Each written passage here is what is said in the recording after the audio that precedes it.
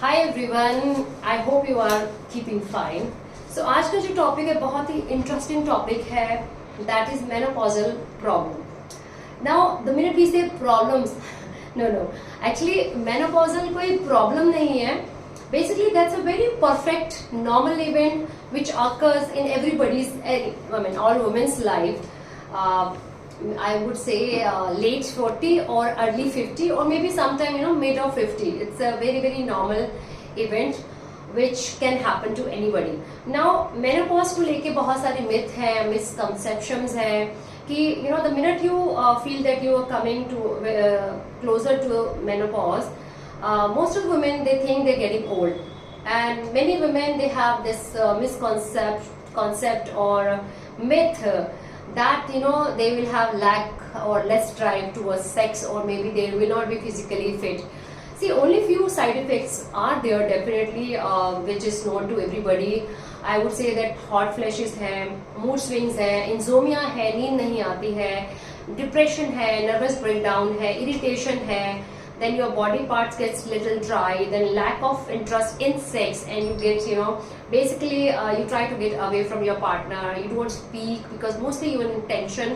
Gaining weight, now gaining weight is very normal because mostly आपका जो effect होता है वो आपके ग्लैंड के ऊपर होता है, जिससे many women they go through this thyroid issue. Thyroid issue is very common.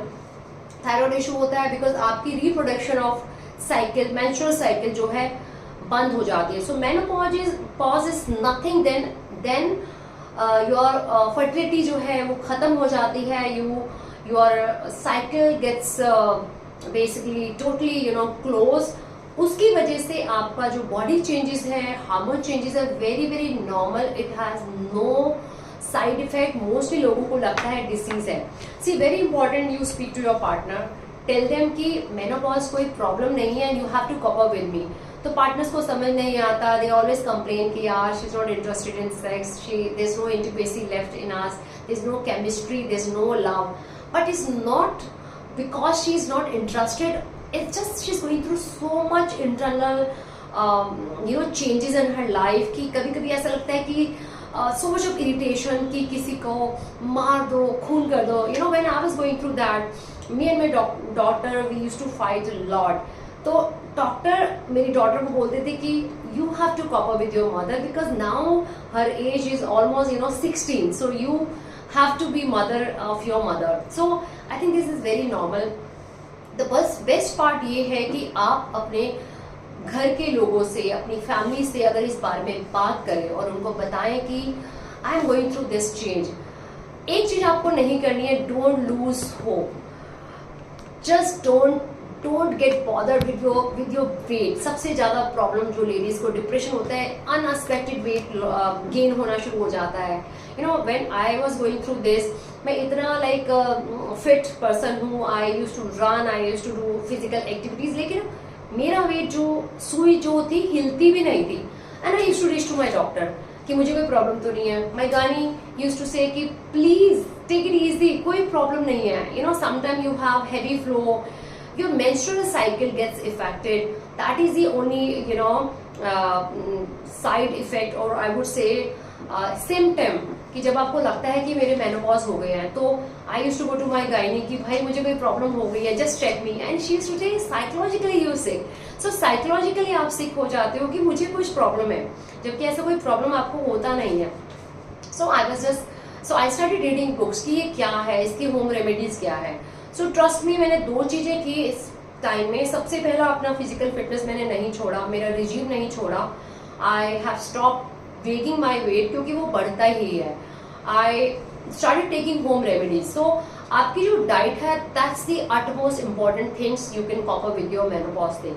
Diet, I would tell you 3 things you have to keep in your diet, which is seeds, vegetables and fruits. मतलब आपके जो seeds होते हैं और natural जो vitamin E है, which is sprouted दालें हो गई, आपकी सीड्स हो गए, वो आपको अपने खाने में ज्यादा मिलाना है. एंड प्रोसेस फूड और रिफाइंड फूड को टोटली नो. इवन आटा, फ्लावर, मैदा, पिज्जा, ये सारी चीजें जितनी भी बाहर की होती हैं जो अननेचुरल होती है, उसको टोटली नो करना है. Sugar totally no. Natural sugar आप ले सकते हैं, शक्कर ले सकते हैं। आपका vitamin D is very very important, उसका आप सप्लीमेंट ले सकते हैं। द नॉर्मल 1000 के जो शॉट्स हैं वो आप ले सकते हैं, एवरी ऑल्टरनेट 2 मंथ्स के बाद आप लें। एंड डॉक्टर से कंसल्ट करें। There is a multivitamin capsules which you should start taking. So आपका vitamin F, vitamin E, vitamin D, vitamin C, potassium is very very important. So आपकी diet में potassium, vitamin, mineral सारे होने चाहिए। Most important thing आप जो add कर सकते हैं वो है पेंटा एसिड, क्योंकि इस टाइम पे बहुत आपको रिफ्लेक्स बनता है, एसिड होता है, और जब एसिड होता है तो द कॉर्ड गेट इफेक्टेड, चोक हो जाती है, आपकी वॉइस चली जाती है और आपको लगता है मेरा गला खराब है। बट वो गला खराब नहीं होता, दैट्स अ नॉर्मल प्रोसेस जो आपके एसिड से यहाँ पे इफेक्ट करता है और आपको लगता है मेरा गला खराब हो गया है। सो ये सारी चीजों को आपको ध्यान में रखना है। होम रेमेडी में आप क्या कर सकते हैं? होम रेमेडी में आप बीटरूट जो है, गाजर और चुकंदर जो है, it really helps to increase your estrogen. So आपका जो मेनोपॉज है उससे आपकी स्किन सैग हो जाती है, एस्ट्रोजन लूज हो जाता है, विटामिन खत्म हो जाता है। तो vitamin D, vitamin E as I said. And home remedy में जैसे कि मॉर्निंग में I still take the same juices. तो आपका घिया कच्चा वाला, उसको थोड़े से गुनगुने पानी में आप सोक कर दें तो उसके जितने भी एसिड हैं या कलर्स है वो निकल जाएगा, इनकेस इंजेक्शन वाला घिया है, because we really don't know organic है या नॉन ऑर्गेनिक है। फिर आप उसमें खीरा ले सकते हैं, आप उसमें चुकंदर ले सकते हैं, गाजर। इन 4 चीजों का आप जूस जो है सुबह you should start your day with this 4 juices, सबसे ज्यादा आपको फायदा करेंगे। आपका जितना ज्यादा बीटरूट आपके खाने में रहेगा, गाजर को ऐड कर सकते हैं, सीड्स को ऐड कर सकते हैं, आटा थोड़ा कम कर दो, मैदा थोड़ा